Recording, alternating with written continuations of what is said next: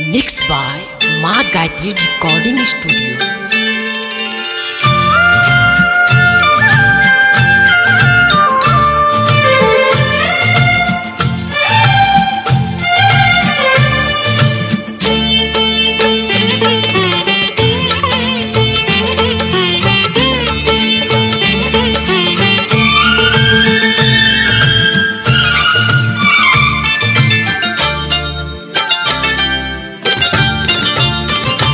दिल में आके बैसा को नैना सा नैना मिला को पूजा करब आहा के दिल में रखब आहा के दिल में आके बैसा को नैना सा नैना मिला को पूजा करब आहा के दिल में रखब आहा के।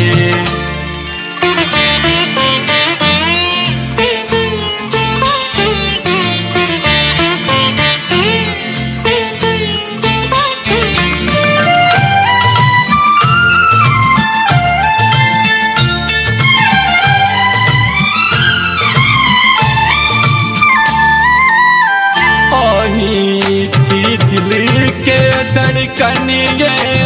आही छी हमर रानी आही छी दिल के धड़कनिए आही छी हमर रानी किया ये ना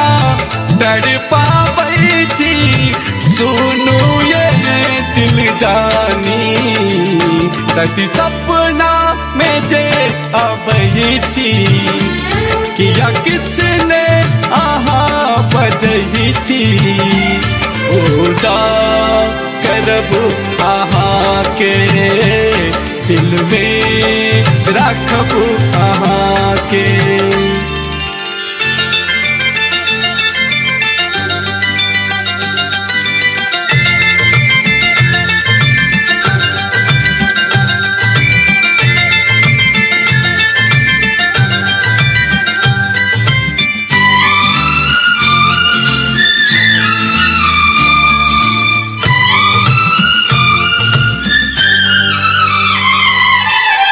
आहक चेहरा देख कपिया रात में हम जे सुतै छी आहक चेहरा देख कपिया रात में हम जे सुतै छी भोरे भोरे आई की कुलैया आहा के हम जे देखै छी आहा सा गला लगा कर नैना सा नैना मिला कर पूजा करब आहा के दिल में रखब आहा के।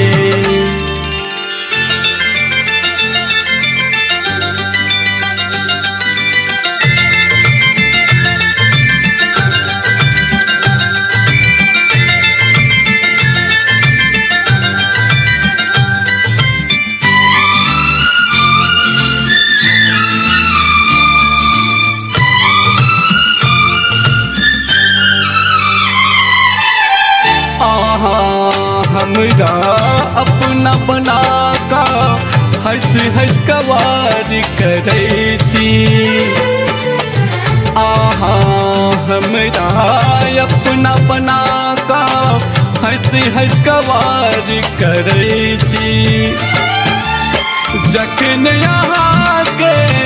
हम देखै छी स्वर्ग के बाड़ी लगै छी या संत सगला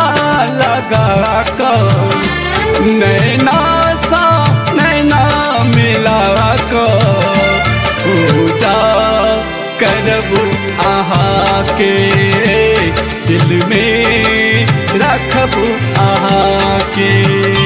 दिल में आहा पैसा को नैना सा नैना मिला को हो जा करब आहा के दिल में रखब आहा के दिल में आहा के पैसा को नैना सा नैना मिला को पूजा